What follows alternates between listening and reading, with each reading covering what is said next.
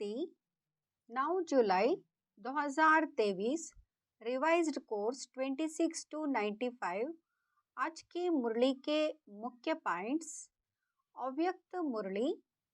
ब्राह्मण जीवन का सास है, उमंग उत्साह। अगर सांस चला जाए तो जीवन सेकंड में खत्म हो जाएगी ना। जीवन सेकंड में खत्म हो जाएगी ना। ये उमंग उत्साह का प्रेशर कम होने से ही ऐसे बोल, कमजोरी के बोल निकलते हैं। बाप दादा कहते हैं सदा वाह वाह कहो, और कहते हैं वाय वाय क्यों क्यों। जब वाय शब्द आए तो फ्लाई शब्द याद रखो, तो वाय खत्म हो जाएगा, तो वाय खत्म हो जाएगा। नेगेटिव बात आएगी तो कहेंगे कि थोड़ा सोचने तो दो, देखे तो सही क्या है। क्विक स्पीड से परिवर्तन हो जाए, इसको कहा जाता है ब्राह्मण जीवन का मजा मौज। सुनेंगे ईश्वरीय महावाक्यों को विस्तार से। संगम युग उत्सव का युग है। उत्सव मनाना अर्थात अविनाशी उमंग उत्साह में रहना। आज त्रिदेव रचता त्रिमूर्ति शुभ आप अपने रूहानी डायमंड्स के साथ डायमंड जुबली व डायमंड जयंती मनाने आए हैं। इसी विचित्र जयंती को डायमंड जयंती कहते हो, क्योंकि बाप अवतरित होते ही है कौड़ी समान आत्माओं को हीरे तुल्य बनाने। तो बाप दादा चारों ओर के बच्चों को जो हीरे से भी अमूल्य है, सबको सामने देख रहे हैं। बाप दादा के आगे सिर्फ मधुबन की सभा नहीं है, लेकिन विश्व के चारों ओर के ब्राह्मण बच्चों की सभा है। सबके दिल की मुबारक के स्नेह भरे गीत कहो, बोल कहो, बाप समीप से सुन रहे हैं। दिल का आवाज दिलाराम के पास पहले पहुंचता है। तो बाप दादा देख रहे हैं कि बच्चों के सेवा का प्रत्यक्ष प्रमाण चारों ओर के मधुबन स्वीट होम तक पहुंच रहा है। वैसे भी शिव जयंती को उत्सव कहते हैं। यथार्थ रीति से उत्सव आप ब्राह्मण ही मनाते हो, क्योंकि उत्सव का अर्थ ही है सर्व उत्साह उमंग में रहे। तो आप जो भी बैठे हो, सभी के दिल में उत्साह और उमंग कितना है? अविनाशी है या आज के लिए है? अविनाशी है ना। इसलिए बाप दादा इस श्रेष्ठ संगम युग को उत्सव का युग कहते। उत्साह संपन्न है, हर दिन उत्साह है। जो गायन है, आप लोग टॉपिक रखते हो अनेकता में एकता, तो प्रैक्टिकल में अनेक देश, अनेक भाषाएं, अनेक रूप रंग, लेकिन अनेकता में भी सबके दिल में एकता है ना। क्योंकि एक बाप है, चाहे अमेरिका से आए हो, चाहे अफ्रीका से आए हो, लेकिन दिल में एक बाप है। एक श्रीमत पर चलने वाले हो, तो बाप दादा को अच्छा लगता है कि अनेक भाषाओं में होते हुए भी मन की भाषा एक है। चाहे किसी भी भाषा वाले हो, काला ताज तो मिला है, सभी हेडफोन से अपनी अपनी भाषा में सुन रहे हैं। अभी यही काला ताज बदल कर गोल्डन हो जाएगा, लेकिन सबके मन की भाषा एक है और एक ही शब्द है मेरा बाबा। सभी भाषा वाले बोलो मेरा बाबा। हाँ, यहाँ एक ही है, तो अनेकता में एकता है ना। तो उत्साह में रहने वाले अर्थात सदा उत्सव मनाने वाली श्रेष्ठ आत्माएं हो, कभी भी उत्साह कम नहीं होना चाहिए। पहले भी सुनाया था, ब्राह्मण जीवन का सास है उमंग उत्साह।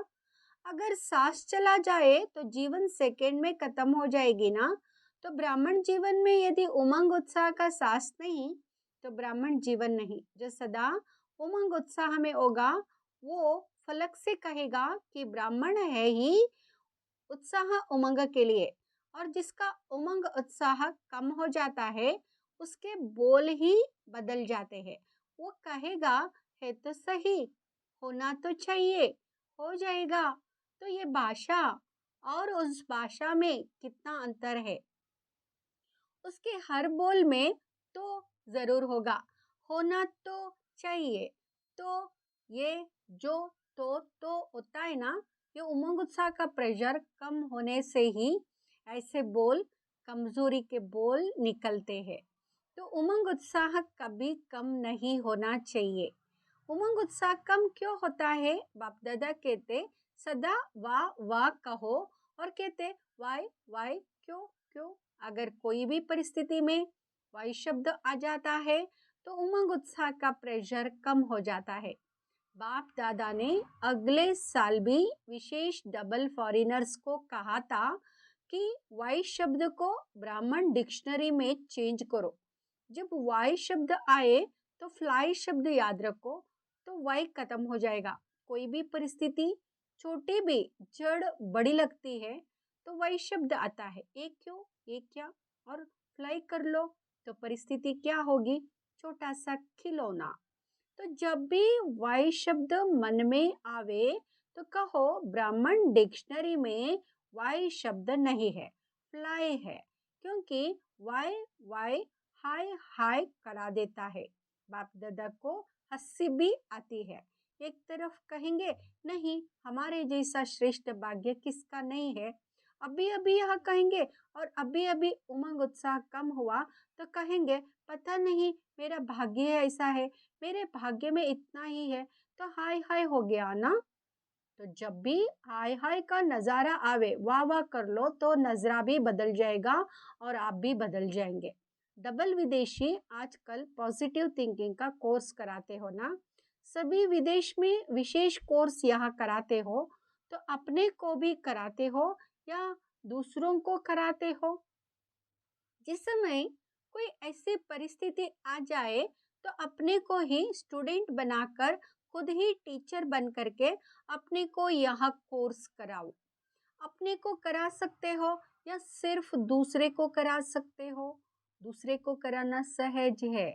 जब यहाँ नेचुरल स्थिति हो जाए कि हर व्यक्ति को बात को पॉजिटिव वृत्ति से देखो, सुनो या सोचो, तो कैसी स्थिति होगी? आजकल के साइंस द्वारा भी ऐसे साधन निकले हैं जो रफ माल को भी बहुत सुंदर रूप में बदल देते हैं। देखा है ना, क्या से क्या बना देते हैं। तो आपकी वृत्ति क्या ऐसा परिवर्तन नहीं कर सकती? आवे नेगेटिव रूप में, लेकिन आप नेगेटिव को पॉजिटिव वृत्ति से बदल दो। अगर हलचल में आते हैं तो उसका कारण है नेगेटिव सुनना, सोचना व बोलना या करना। ये मॉडल बनाते हो ना, ना सोचो, ना देखो, ना बोलो, ना करो। साइलेंस की पावर क्या नेगेटिव को पॉजिटिव में नहीं बदल सकती? आपका मन और बुद्धि ऐसा बन जाए जो नेगेटिव टच नहीं करे, सेकेंड में परिवर्तन हो जाए। ऐसे तीव्र गति की अनुभूति कर सकते हो। मन और बुद्धि ऐसा तीव्र गति का यंत्र बन जाए। बन सकता है कि टाइम लगेगा, कि नेगेटिव बात आएगी तो कहेंगे कि थोड़ा सोचने तो दो, देखे तो सही क्या है। क्विक स्वीट्स पे परिवर्तन हो जाए, इसको कहा जाता है ब्राह्मण जीवन का मजा, मौज। अगर जीना है तो मौज से जिए। सोच सोच कर जीना वो जीना नहीं है।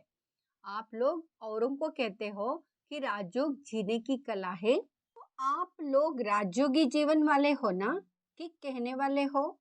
जब राजयोगी जीने की कला है तो राजयोगियों की कला क्या है? यही है ना। तो उत्सव मनाना अर्थात मौज में रहना, मौज में, संबंध संपर्क में भी मौज में। कई बच्चे कहते अपने रीति से तो ठीक रहते हैं, अपने मौज में रहते हैं, लेकिन संबंध संपर्क में मौज में रहे, यह कभी कभी होता है, लेकिन संबंध संपर्क ही आपके स्थिति का पेपर है। यदि स्टूडेंट कहे वैसे तो मैं पास विद ऑनर हूँ, लेकिन पेपर के टाइम मार्क्स कम हो जाती है, तो ऐसे को क्या कहेंगे? तो ऐसे तो नहीं होना, फुल पास होने वाले होना। बाप दादा ने सुनाया है कि जो सदा बाप के पास रहते वो पास है, पास नहीं रहते तो पास नहीं है। तो सदा कहाँ रहते हो? दूर रहते हो, पास नहीं रहते हो। डबल विदेशियों को तो डबल पास होना चाहिए ना। अच्छा, तो डबल विदेशियों ने इस बारी हाई जंप लगा दी है। मधुबन में हाई जंप लगाकर पहुंच गए हैं। इस बार हर वर्ष से ज्यादा संख्या में डबल विदेशी मधुबन पहुंचे हुए हैं। अच्छा, डबल विदेशियों को भी कईयों को पटरानी बनने का चांस तो अच्छा मिला है। पटरानी बनने में मजा है कि नहीं? आप लोगों की तो अटैची इतनी है जो उस पर ही सो सकते हैं, क्योंकि एक बड़ी लाते हैं, एक छोटी लाते हैं, तो छोटी को तकिया बनाओ, जगह बच जाएगी ना। अच्छा लगता है, बाप दादा सीन देखते हैं कैसे भारी भारी अटैचियां घसीट कर ला रहे हैं। अच्छी सीन लगती है ना। संगम पर ये मेहनत भी थोड़े समय की है, फिर तो प्रकृति भी आपकी दासी होगी, तो दासियां भी बहुत होंगी। फिर आपको सामान उठाने की जरूरत नहीं। अभी अपना राज्य स्थापन हो रहा है। इस समय गुप्त वेश में हो, सेवादारी हो, फिर राज्य अधिकारी बनेंगे। तो सेवादारियों को तो सब प्रकार की सेवा करनी पड़ती है। जितनी अभी तन मन धन और संपर्क से सेवा करते हो, उतना ही वहां सेवादारी मिलेंगे। सबसे पहले तो ये प्रकृति के 5 ही तत्व आपके सेवादारी बनेंगे। अपना राज्य भाग्य स्मृति में है ना, कितने बारी राज्य अधिकारी बने हैं, अनगिनत बार बने हैं और बनते ही रहेंगे। लेकिन राज्य अधिकारी से भी अब का सेवादारी जीवन श्रेष्ठ है, क्योंकि अभी बाप और बच्चों का साथ है। चाहे किसी भी प्रकार की सेवा है, लेकिन सेवा का प्रत्यक्ष फल अभी मिलता है। बाप का स्नेह, सहयोग और बाप द्वारा मिले हुए खजाने प्रत्यक्ष फल के रूप में मिलते हैं। जब भी कोई विशेष सेवा करते हो और युक्ति युक्त सेवा करते हो, तो कितनी खुशी होती है। उस समय के चेहरे का फोटो निकालो तो कैसा होता है? तो एक तरफ सेवा करते हो, दूसरे तरफ प्रत्यक्ष फल आपके लिए सदा तैयार है ही। एक हाथ से सेवा करो, दूसरे हाथ से फल खाओ।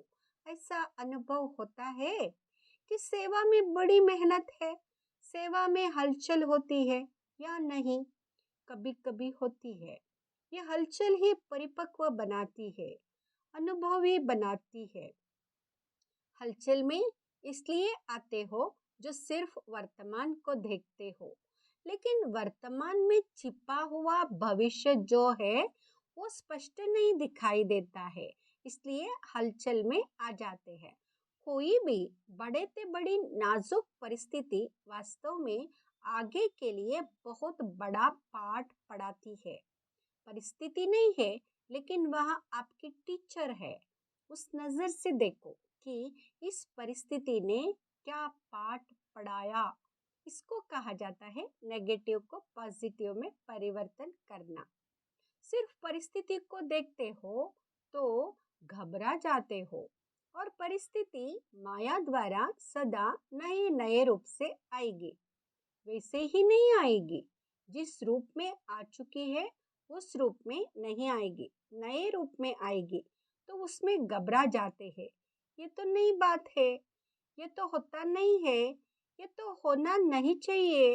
लेकिन समझ लो कि माया अंत तक बहुरूपी बन बहुरूप दिखाएगी। माया को बहुरूपी बनना बहुत जल्दी और अच्छा आता है। जैसे आपकी स्थिति होगी ना, वैसी परिस्थिति बनाकर आएगी। आज मानो आप थोड़ा सा अलबेले जीवन में हो, तो माया भी उसी अलबेले परिस्थिति के रूप में आएगी। आज मूड थोड़ी ऑफ है, जैसे होनी चाहिए वैसे नहीं है, तो मूड ऑफ की परिस्थिति के रूप में ही आएगी। फिर सोचते हैं कि पहले ही मैं सोच रही थी, फिर ये क्या हुआ। इसलिए माया को देखने के लिए, जानने के लिए त्रिकालदर्शी और त्रिनेत्री बनो। आगे पीछे सामने त्रिनेत्री बनो। आप सभी त्रिनेत्री त्रिकालदर्शी हो ना? डबल फॉरेनर्स त्रिकालदर्शी है? यस या नो सब बोलो, हाँ जी या ना जी। अपनी भाषा से तो ये अच्छा बोलते हो, सब खुश हो। इतने बड़े संगठन में मजा आ रहा है। कोई यह तो नहीं सोच रहे हैं कि अगले वर्ष भीड़ में नहीं आएंगे, थोड़ा पीछे आएंगे। संगठन का मजा भी प्यारा है। वैसे आना तो प्रोग्राम प्रमाण ही है, ज्यादा नहीं आना, लेकिन आदत ऐसी होनी चाहिए जो सब में एडजस्ट कर सके। एडजस्ट करने की पावर सदा विजयी बना देती है। ब्रह्मा बाप को देखा तो बच्चों से बच्चा बनकर एडजस्ट हो जाता, बड़ों से बड़ा बनकर एडजस्ट हो जाता। चाहे बेगरी लाइफ, चाहे साधनों की लाइफ, दोनों में एडजस्ट होना और खुशी खुशी से होना, सोचकर नहीं। यहाँ दुखी तो नहीं होते हो, लेकिन खुशी के बजाय थोड़ा सोच में पड़ जाते हो, ये क्या हुआ, कैसे हुआ। तो सोचने वाले को एडजस्ट होने के मजे में कुछ समय लग जाता है। अपने को चेक करो कि कैसी भी परिस्थिति हो, चाहे अच्छी हो चाहे इलाने वाली हो, लेकिन हर समय हर सरकमस्टेंस के अंदर अपने को एडजस्ट कर सकते हैं। डबल फॉरेनर्स को अकेलापन भी अच्छा लगता है और कंपेनियन भी बहुत अच्छे लगते हैं, लेकिन कंपनी में हो या अकेले हो, दोनों में एडजस्ट होना, ये है ब्राह्मण जीवन। ऐसे नहीं संगठन हो और माथा भारी हो जाए, नहीं मुझे एकांत चाहिए, ये घमसान में नहीं, मुझे अकेला चाहिए। मन अकेला अर्थात बाहर मुखता से अंतर्मुखता में चले जाओ तो अकेलापन है। कोई कहते हैं ना, अकेला कमरा चाहिए, दो भी नहीं चाहिए। अकेला मिले तो भी मौज से सोओ, और 10 के बीच में भी सोना हो तो मौज से सोओ। फॉरेनर्स 10 के बीच में सो सकते हैं कि मुश्किल है? सो सकते हैं। अच्छा, अभी अगले वर्ष 20-20 को सुलाएंगे। देखो समय बदलता रहता है और बदलता रहेगा। दुनिया की हालतें नाजुक हो रही है और भी होंगी, होनी ही है।